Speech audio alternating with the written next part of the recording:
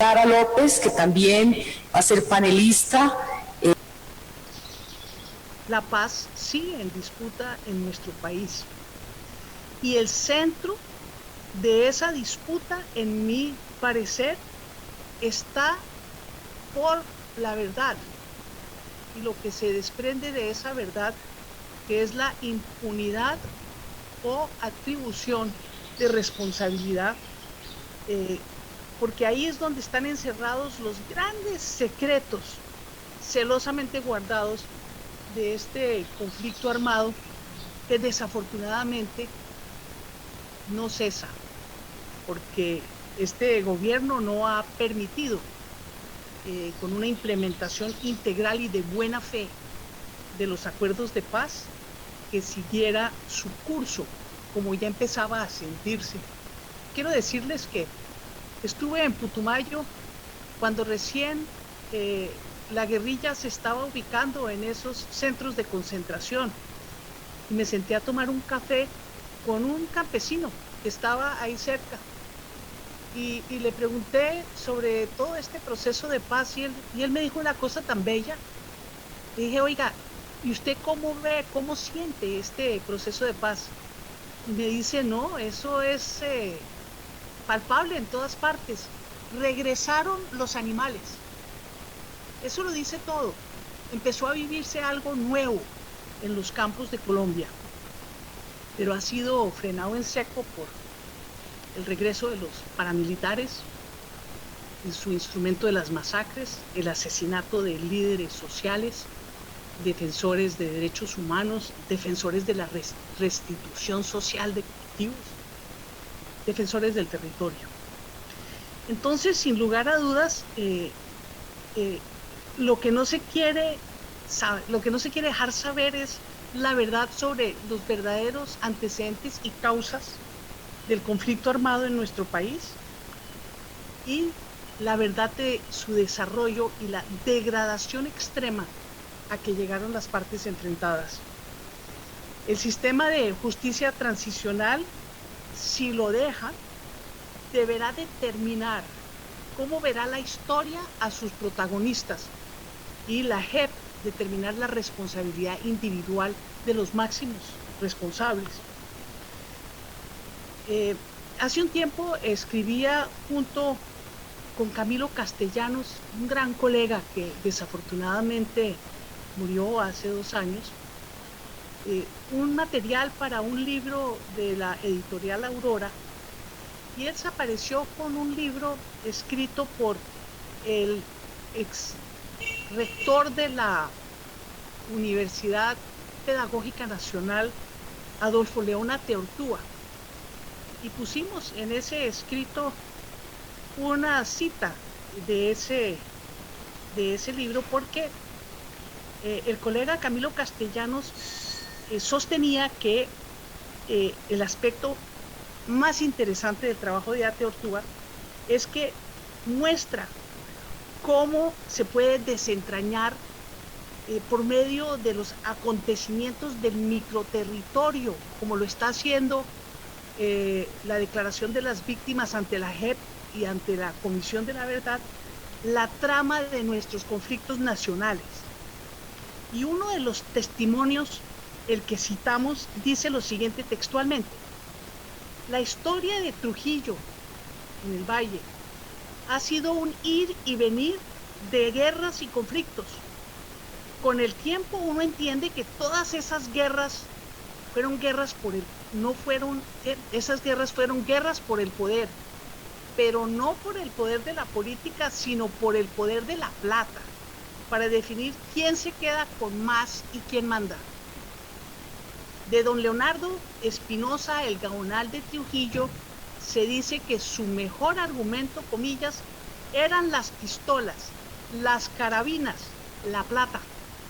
Todo eso supo amarrarlo muy bien, porque la política, las pistolas y la plata eran un círculo que se reproducía automáticamente. La política le daba la plata le daba las pistolas, y con las pistolas hacía política, y así en un círculo de no acabar, fin de comillas. Entonces, para concluir, como muchos en la historia de nuestro país, don Leonardo conjugaba la plata con las armas y la política. En Colombia, ninguna de las partes enfrentadas ha dejado de usar la violencia como una herramienta para hacer política. Y esos muchos que hoy detentan posiciones de poder no quieren que se sepa la verdad y han buscado imponer con toda la política, la plata y las pistolas, tomando la cita de Ate Ortúa, su propio relato para tapar la verdad, para reescribirla, para borrarla, para conseguir impunidad judicial y también histórica y social. De ahí que el centro del ataque de los detractores del acuerdo de paz esté dirigido permanentemente contra la justicia transicional, contra todo el sistema, pero en especial contra la JEP, contra la Comisión de la Verdad. Porque esas dos instituciones van a dilucidar dos grandes verdades: la verdad histórica y la verdad judicial. En cuanto a la verdad histórica, que tanto tiene que plantearnos la Comisión de la Verdad, qué tanto ha habido de conflicto armado y qué tanto de, comillas, acción narcoterrorista contra la democracia, como califica el expresidente Álvaro Uribe Vélez al conflicto armado, y cuáles fueron los crímenes, las atrocidades de cada uno de los actores. Aquí no podemos olvidar que no era solamente el ejército contra la guerrilla, sino que se armó una alianza non santa entre políticos, empresarios, terratenientes, sectores de la fuerza pública, unos agentes del Estado, con narcotraficantes para conformar, apoyar y financiar a los grupos paramilitares. Y les dieron órdenes. Entonces, en este contexto es que se da el exterminio de la Unión Patriótica, de más de 5.000 sindicalistas. Hoy estamos conmemorando los 15 años del asesinato del compañero y padre de sus hijos, de una gran compañera nuestra, Isabel Cristina López. Mire, hasta las monjitas de la teología de la liberación cayeron, porque eran, entre comillas, comunistas. Entonces, aquí lo que tenemos es las cifras de las víctimas a uno lo aterra. Pero al lado de toda esa victimización está también el despojo de la tierra, la plata de la que hablaba Ate Ortúa. Las cifras indican que hubo 9 millones, yo estaba en 8, magistrado Luis Guillermo, 9 millones de personas víctimas de desplazamiento forzado, a quienes les arrebataron o tuvieron que abandonar o tuvieron que malvender 8 o más millones de hectáreas de tierra que estaba siendo trabajada. Y no todos eran minifundios, ¿ya? Medianos campesinos. Mucha de esa clase media campesina que ha desaparecido en nuestro país fue víctima de desplazamiento forzado. Entonces, cuando uno oye esas cifras, 8 millones de hectáreas es 1 en 5 de las 40 millones de hectáreas de tierra útil que hay en la frontera agraria de nuestro país, frontera agrícola de nuestro país. Entonces, esos dos elementos, entre tantos otros, pero pienso yo que son los más delicados: el exterminio de la inconformidad política y social, ¿sí? Uno a uno, sistemático, y el despojo de las tierras, son unos elementos fundamentales para esconder, así como las atrocidades de sectores de la fuerza pública, como los falsos, mal llamados falsos positivos, y que están en el corazón del ataque a la justicia transicional por parte del Centro Democrático y el gobierno del presidente Duque. Porque en el comienzo, en el 2016, ya hablaba el magistrado de haber perdido el plebiscito, el no, por 50.000 votos, pero se perdió. se perdió la posibilidad de haber convertido el acuerdo de paz en un gran consenso nacional. Y lo que uno puede ver en ello es que hay muchas verdades que ya se conocen pero que no se cuentan de esa degradación del conflicto. Una de ellas está en las sentencias de justicia y paz contra el paramilitarismo que se desmovilizó en el gobierno del presidente Álvaro Uribe. Son unas sentencias de obligatoria lectura que muestran con cada uno de esos jefes. Ahora que tiene Mancuso a hablar la verdad en la Comisión de la Verdad, yo me leí esas sentencias sobre la llegada de las AUC al Catatumbo, dirigidas por Mancuso, y de verdad que le da a uno tremendo dolor. La cantidad de desplazados, de asesinatos selectivos, del terror que se causó. Pero también la lista de quienes fueron, de lo que se le dio traslado a la justicia ordinaria, sobre la cual uno no ha oído tampoco pronunciamiento alguno, de funcionarios de Ecopetrol, de otras entidades del Estado, de alcaldías, la participación de la brigada militar, en fin, en el asocio con este ataque a la población civil en esa zona del país en el año 1999 o 2000. La realidad es que ahí se ve que el pacto de la impunidad, como denomina el expresidente Álvaro Uribe y sus seguidores a la justicia transicional, existe antes, y es el pacto de la impunidad contra quienes financiaron, quienes auparon, quienes armaron y quienes le dieron instrucciones a las autodefensas, a los grupos paramilitares. Pero también dentro de esas degradaciones, pues la JEP ya nos ha mostrado, y con qué claridad, los terribles vejámenes de la guerrilla. Ese del secuestro no puede llamarse cosa distinta que una gran atrocidad. Ya lo ha calificado la JEP como crimen de lesa humanidad, pero ellos están respondiendo. El tema de la política y la fuerza pública es otro cuento, porque, bueno, ahí yo he tenido la oportunidad a lo largo de mi vida de hacer dos denuncias muy ejemplarizantes. La primera en el año 2006, cuando denuncié ante la Corte Suprema de Justicia lo que se vino a conocer como el proceso de la parapolítica, ¿sí?, que lo dilucidó en su momento la Corte Suprema, y más de 70 congresistas fueron a parar a la cárcel. Pero es que en esa época el Congreso de la República, que estaba discutiendo la Ley de Justicia y Paz, le hizo ovación a los jefes de las Autodefensas Unidas de Colombia, de las AUC, y salieron los jefes a sacar pecho de que ellos habían elegido a la tercera parte de ese Congreso. Entonces la indignación pues no era poca, y me atreví como ciudadana de a pie a hacer esa denuncia, que dio frutos. Yo no pensé que eso fuera a suceder.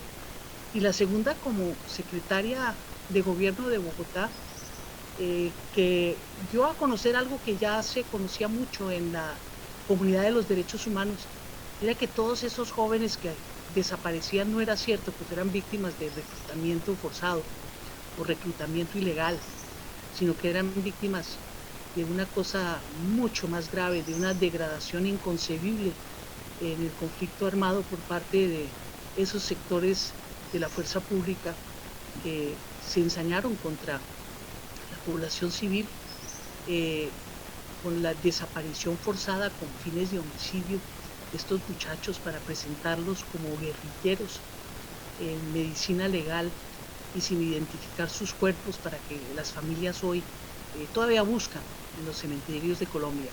Yo hice la denuncia de los primeros casos que llegaron a conocimiento general del público, que fueron los casos de Soacha, y que culminaron con la primera pequeña depuración que hubo al interior de la fuerza pública, porque finalmente fueron separados del ejército 29 oficiales, entre ellos un general y 4 coroneles.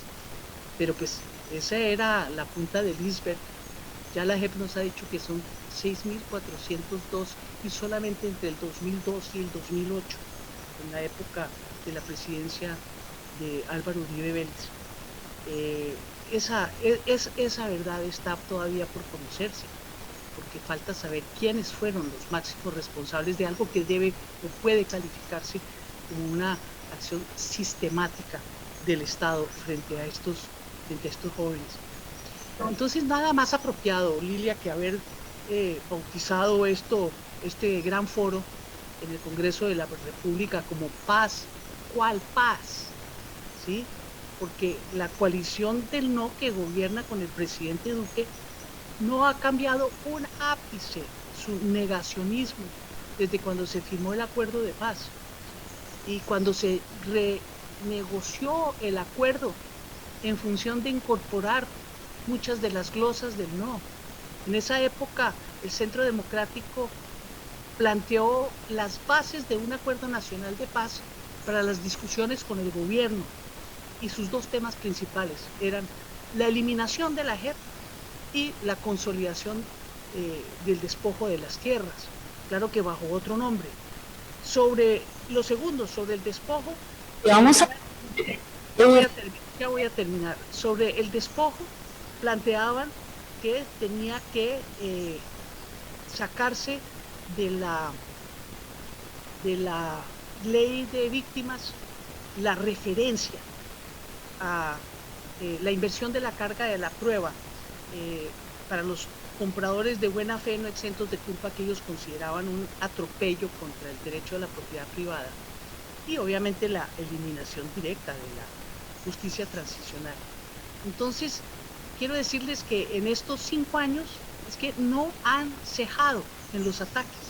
Ha habido 6 esfuerzos en el Congreso de la República para modificar desde el acto legislativo que incorporó la JEP a la Constitución, pasando por el reglamento que la permite funcionar, es la ley estatutaria, que recibió hasta una figura extrañísima, objeciones por inconveniencia por parte del presidente de la República, porque ya había pasado el examen de constitucionalidad en la Corte Constitucional.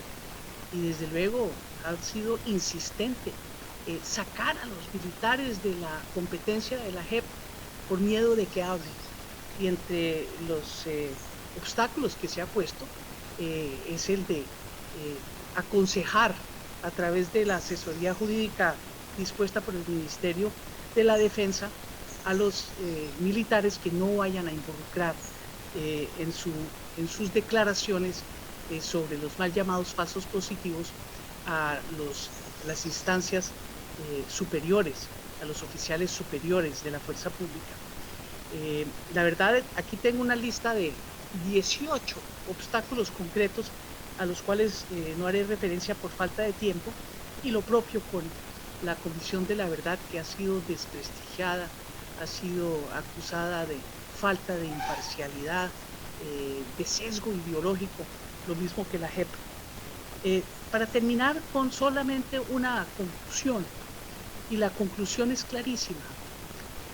Si no queremos que se repita la historia, si no queremos que pasen adelante esas iniciativas como la que zozobró ayer en el Congreso de la República, esa intentona de que no hubiese elecciones prorrogando el periodo del presidente de la República y otros altos cargos del Estado, si no queremos que nos arrebaten el derecho democrático a sacar adelante el proceso de paz, todos los que lo defendemos, que estamos en muchos lados del espectro político, tenemos que buscar una confluencia, que no nos pase lo que nos pasó en las elecciones anteriores, que los defensores de la paz fuimos dispersos y no fuimos capaces de acordar cómo íbamos a actuar en la segunda vuelta.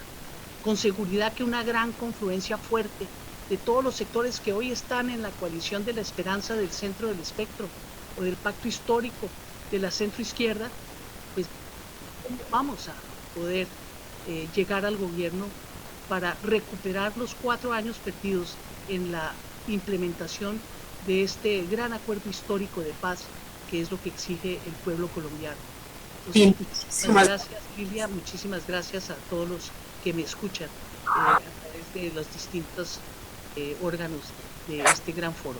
Felicitaciones a sus organizadores.